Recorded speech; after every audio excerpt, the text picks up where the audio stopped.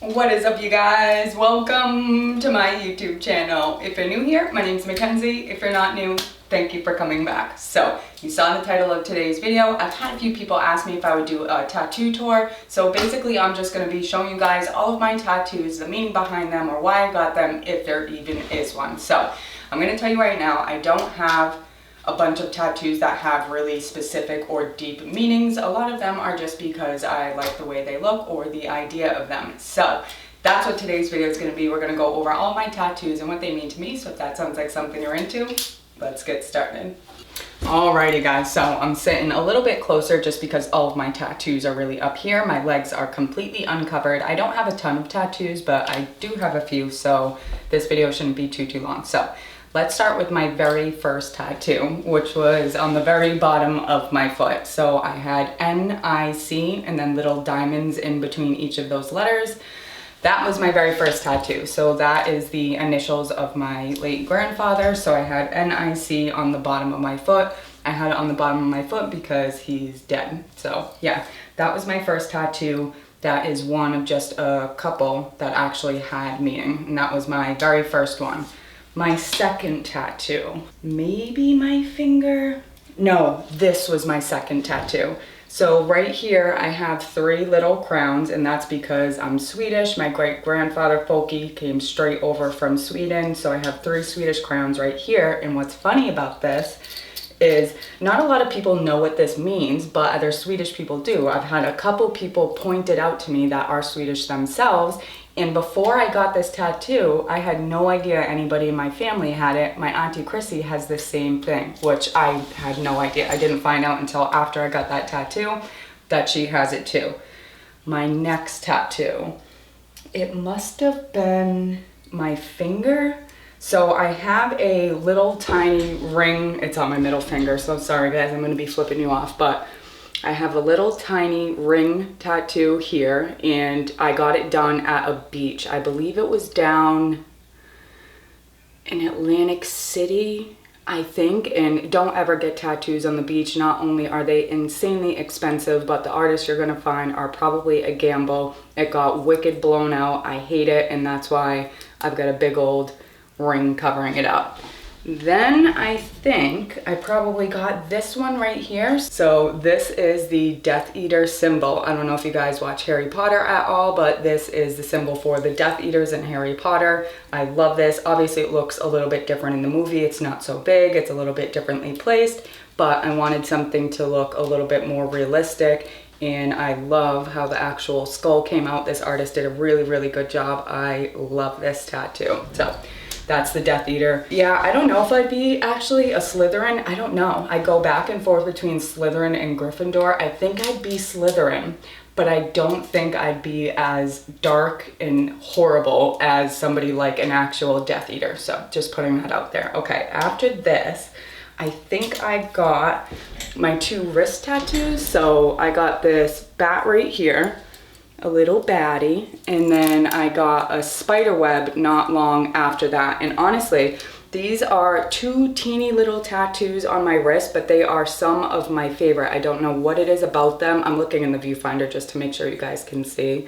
So sorry if I'm not looking at you, but got a little spider web here and a little baddie. And even though they're teeny little tattoos, I love them so much. I don't know what it is, but they're just some of my favorite. And again, this little web right here is the same artist that did this right here. He's awesome. So next, I think it was either my chest or my back. So on my back, I've got this moon phase with the pentagram in the center. Before anybody freaks out and starts making assumptions and judgments on what a pentagram is, look it up, look at the origin of it, and then come to your own conclusion. A lot of the time through history, certain symbols or words mean something differently throughout the years, and a pentagram or pentacle, excuse me, is the same thing. So I've got a moon phase here and a pentacle in the center because I love the moon and I wanted that symbol for what it represents to me. So after that, I believe it was my chest. Now, this is probably second most painful tattoo I've gotten. I don't know why, sometimes I just pick rough spots, but This is a big half moon, absolutely beautiful. Definitely another one of my favorite tattoos. This is probably one I get complimented on the most, probably just because it's so big and it's simple. It's just a big, beautiful shaded half moon. I absolutely love it. You guys know I love jewelry, and this kind of feels like a jewelry piece to me. I love it so much. And what's funny is a lot of the time the people who compliment this one are much older women. Elderly women compliment this half moon all the time, which is so funny. I mean, I guess it just shows that times are changing. But yeah, I got this half moon just because I think it's pretty. I loved the idea of it. A lot of the time, just like I did with this one and my little wrist ones, I'll draw or order tattoos or temporary tattoos and put them on. And as soon as I did this one, I was like, oh yes, I absolutely need it. I definitely went a little bit bigger than what I had done with like the little temporary tattoo, but I love it so much. Definitely one of my all-time favorite tattoos. Again, it just feels like a jewelry piece that I don't have to put on or take off every day. So after that, it must have been my hands. I think my hands were next. So these are realistically my most beautiful tattoos. They are just so well done, so beautiful. I love these. So again, I've got a sun and a moon, sticking on theme with many other of my tattoos. I love the sun, love the moon, any celestial vibes, I'm into it. And after I got my little wrist tattoos, I don't know, I started thinking about getting my hands completely covered. And granted, even now there are still, particularly within the tattooed community, there's just a lot of gatekeeping, a lot of stigma against getting your hands tattooed if you're not completely covered. Now, this is how I look at it. If we want society to accept tattoos for what they are today, because they aren't today what they were, or they're not this underground political statement or a statement of any kind like they were when tattoos first started coming around or becoming popular. So if we want society to accept tattoos as a normal, beautiful piece of art like they are, we have to stop trying to gatekeep getting certain tattoos. If tattoos should be accepted, beautiful, and widely worn with pride, why are people that are tattooing gatekeeping getting tattoos on your hands? My hands are my favorite part of my body. That's why I have rings on every finger. My nails are done absolutely insane, and that's why I have tattoos on them, because I love them. My hands are by far my favorite part of my body. My hands are everything. This is what makes me me. I make and create so much stuff with my hands, so I just wanted to decorate them. And what better to decorate them with than a beautiful sun and moon. And again, this is the same tattoo artist that did my chest. Absolutely amazing work. Everybody at that tattoo shop does just beautiful, beautiful work, and I'm pretty sure these will forever be my favorite tattoos. I think my hands are my number one, which is hard to pick because I love so many of my tattoos, and a lot of them have like different significant time frame memories in my head. So like this one brings back certain memories or a certain time in my life. So yeah, I love my hands. I think they're my favorite, the sun and the moon. So after this, I think I got this, and this is just a bunch of planets. So yeah, again, sticking on theme with the celestial theme, galaxy, planetary, I wanted to get our solar system, but I just wanted it to be, again, very simple. I am not a colored tattoo kind of girl. I will always stick black and white, and I'm warning you guys now, if you don't like tattoos, I'm about to get a whole lot more, so hate to break it to you, but I'm sticking with black and white. I'll never get colored tattoos, and I love this. So this is my good friend Hallie. She is an amazing, amazing tattoo artist, and she is new in the game.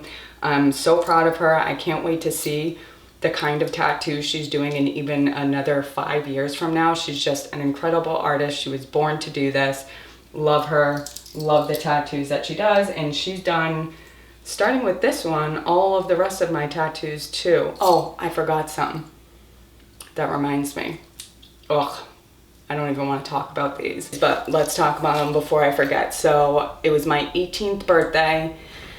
Ugh, and I got these tattoos down here. All right, guys, can you see those?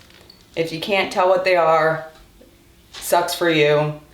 Those are what they are. And I hate to say I regret those because I don't.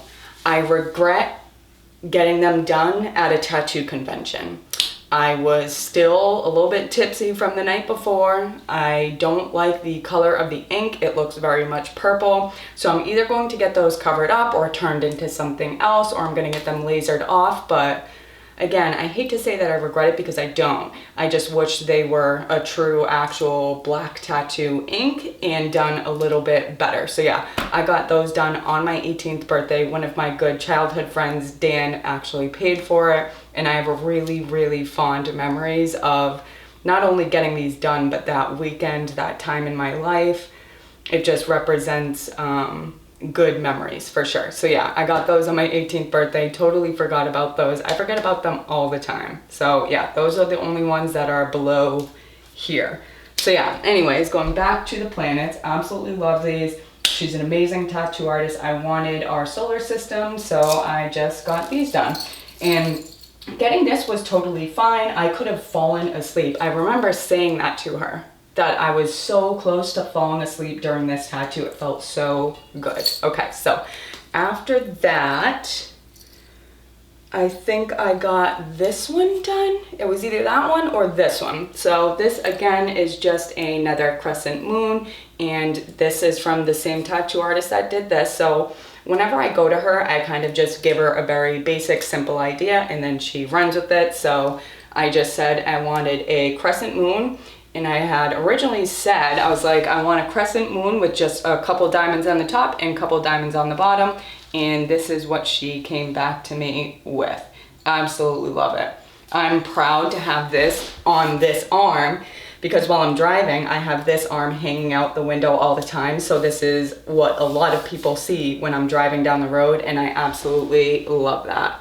She did a fantastic job. I mean, I should put some lotion on. My skin is pretty dry right now. Let me go do that. I'll be right back. Okay, lotioned up. Now it looks so much better. So much better. Okay, so anyways, the crescent moon, like I said, I just told her that I wanted a crescent moon with a couple diamonds on top, couple on the bottom, and this is what she came up with. Again, definitely one of my favorite tattoos. It's just so pretty.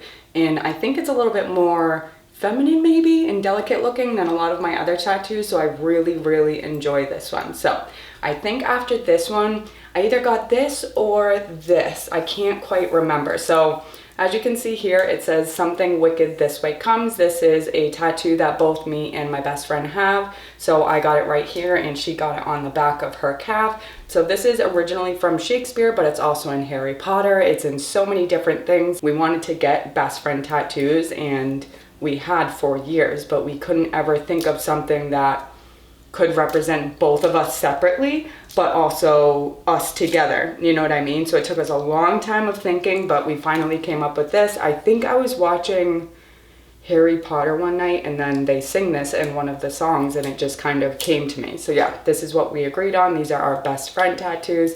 Something wicked this way comes. And again, this is the same tattoo artist. Her name is Hallie, who did this one, who did this one, this one, this one. Yeah, so after this, I believe I got this one right here. So as you can see, this is a bunch of roses. And again, you guys know me, I am the rose whisperer, and that's why I got this tattoo. So I know roses can be kind of an overdone tattoo, and they can mean different things to different people, but it was a struggle I went back and forth with in my mind just because I love roses so much. I love growing them. I'm good at growing them. I love so many different kinds of roses, so I knew I had to get a rose tattoo. And again, I just kind of gave her a simple idea of a rose vine that I wanted with some pretty heavy spiked or thorned vines, and again, this is what she came up with. So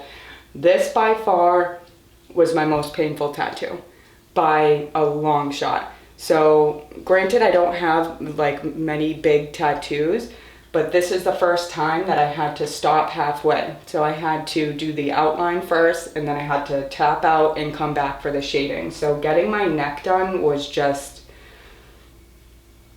it was unbelievable. So I got this done, I think it was kind of like in the middle of the pandemic, and my husband had just gotten COVID, but Hallie was the only one in the tattoo shop. She was cool with me coming in. I was negative at the time, and it didn't seem like I was gonna get COVID, so she was cool with me coming in. Found out later I had COVID while getting this tattoo done. I can't remember if it was the outline or the shading. Granted, she never got it, so that's good, but I can't remember if it was the outline or the shading while I had it, but that's probably why it was as painful as it was. My body was already giving everything it had to try to fight off this virus, and I was getting tattooed on my neck, so it just had no endorphins or no pain relief receptors left to let off. So yeah, this was definitely by far my most painful tattoo. Just from about here up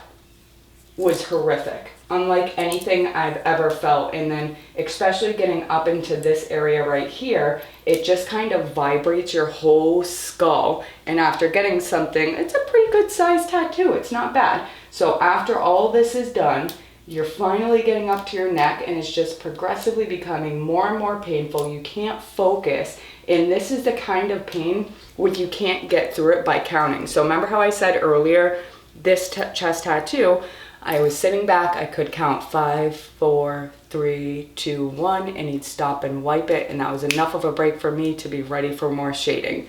This kind of pain, there is no relief from it. It is just on fire, constant burning, and this felt very different than every other tattoo that I've ever had. The burning sensation and scratching sensation that I got with this one felt completely different than all of my other tattoos. It was just super burny feeling, super scratchy feeling. It was rough. It was really rough. After I got this done, I was like, I don't know if I can ever get more neck tattoos again. Granted, I want to. There's something I want to get, something small all the way across, and I'm over it now. It's been probably about a year or something like that. Maybe not even, but yeah.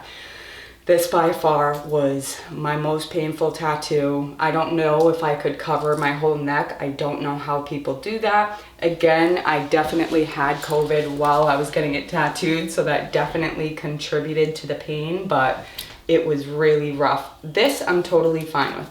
All good. From here up, or from like here up, it's hell. I'm not gonna lie to you. And I mean, granted, it is different for everybody, but I'd say for the most part, there are areas that are a little bit more painful than others.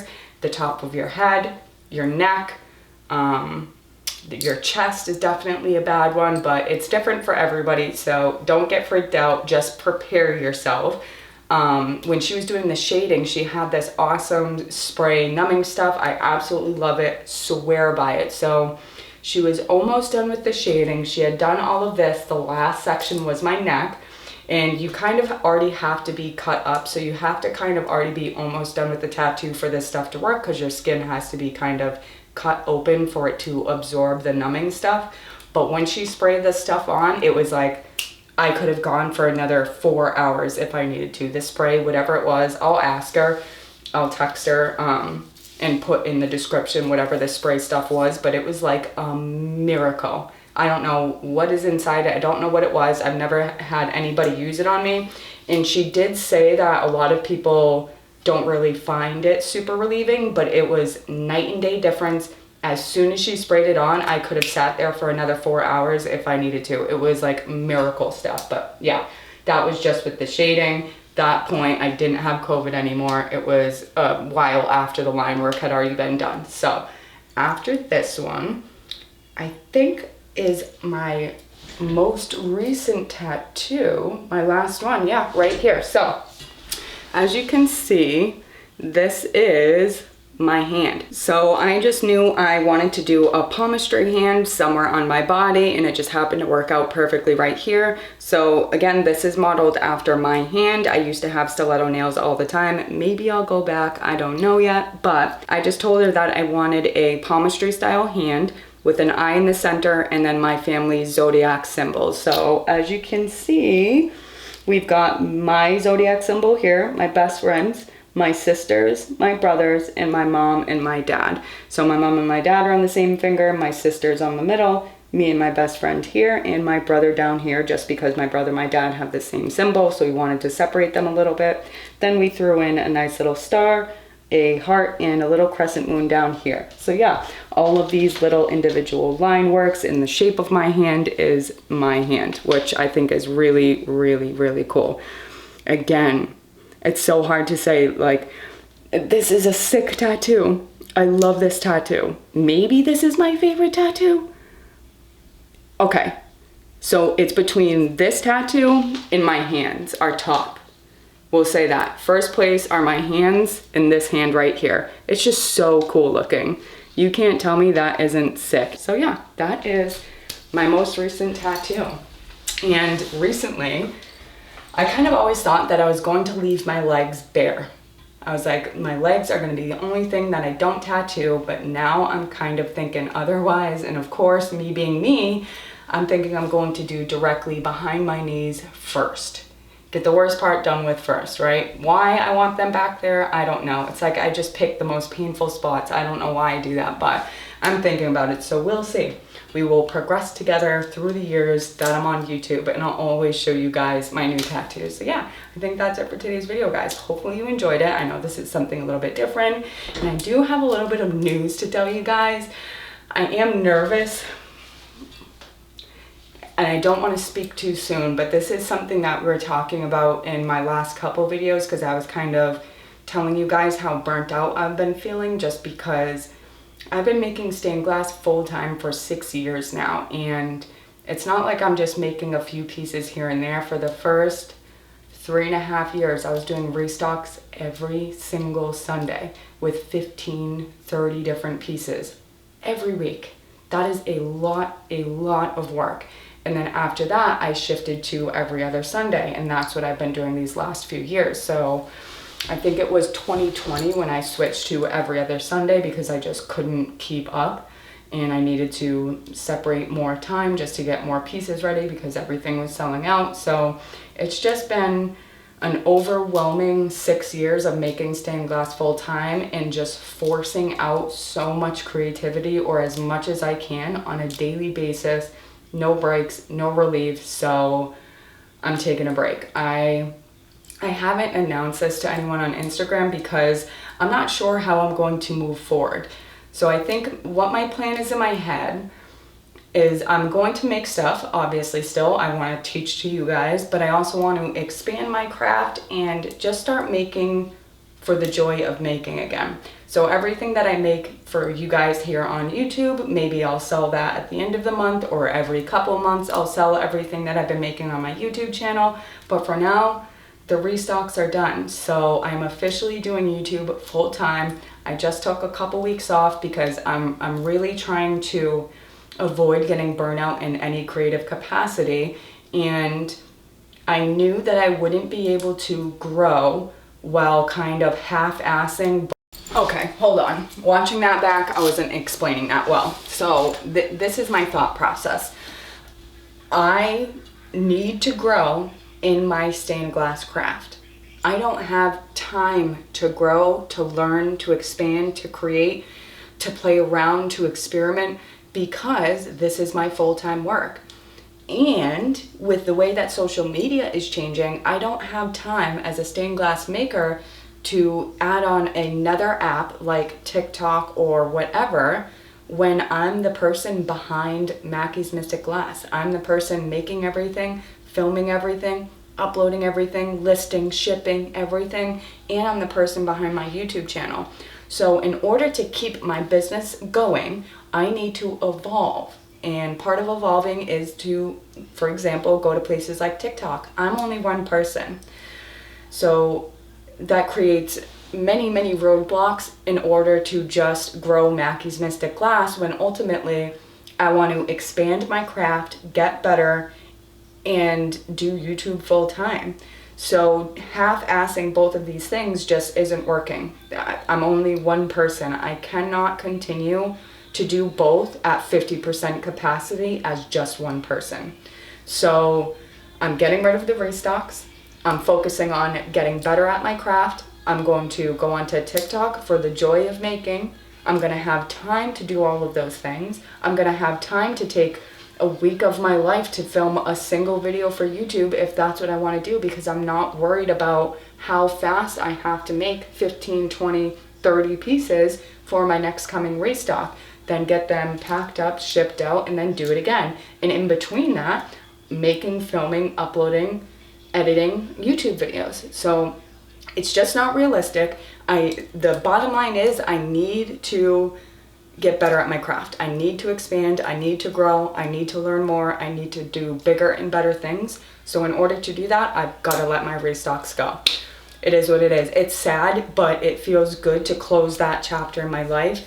Like I said, I haven't announced it on my Instagram or anything because I don't know, that feels weird to do, and I'm not sure how I'm going to do this. Like I said, I might just, everything that I make for a couple months here on YouTube for you guys, I might just sell every few months or whatever. I'm not sure. So this is kind of just going to be an experiment as we go. But for now, I am done with the restocks. I'm letting go of Mackie's Mystic Glass for now at that capacity. Of course, I will still be Mackie's Mystic Glass. I will still have my Etsy shop, and like I said, I will still sell my pieces, whatever I make here on YouTube, though I'm letting go of that being the way that I pay my bills. And I'm telling you guys already, it's like the weight of the world has been lifted off of my shoulders. It's been so overwhelming trying to do all of this on my own for the last 6 years. So yeah, like I said, I'm nervous, but I'm excited. I'm looking forward to the future. I don't know what exactly it looks like. I don't have an upload schedule in mind. We're just going to kind of figure it out together. You guys can let me know what days you think would work best for uploading. And now I can probably have time to do lives and stuff with you guys, be able to really talk with you guys one-on-one. Then I can start looking into things like having a Patreon or whatever. So if you guys want all my designs, I'll just have a Patreon, and then whatever monthly payment that it is, you guys will just get my designs or whatever it is. But yeah, I wouldn't be able to look into all that kind of stuff if I was still doing my restock. So yeah, I'm excited, I'm nervous, but I'm really hopeful for the future. So fingers crossed, guys. We're in this together. Hopefully you stick around with me. Of course, it's always going to be stained glass focused content here. That is my passion. That is my job ultimately at the end of the day. But it is time to grow, to learn more, to expand my knowledge in this craft. So in order to do that, restocks have got to go. So yeah, I think that's it for today's video, guys. As always, thank you so much for watching. Don't forget to subscribe, like this video if you did, comment down below, and let me know what do you want to see next. And I'll see you guys next time. Bye.